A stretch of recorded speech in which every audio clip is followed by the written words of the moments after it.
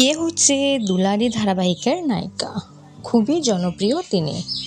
গ্রাম থেকে শহরে আসা একটি মেয়ের গল্প নিয়ে শুরু হচ্ছে জি বাংলায় নতুন ধারাবাহিক দুলারি। অন্নপূর্ণা লক্ষ্মীরা ধারাবাহিকের পর আসছে নতুন মেগা। ইতিমধ্যে ধারাবাহিকের ছোট টিজার সামনে এসে গিয়েছে, তবে নায়িকা কে হচ্ছে এমন প্রশ্ন ছিল।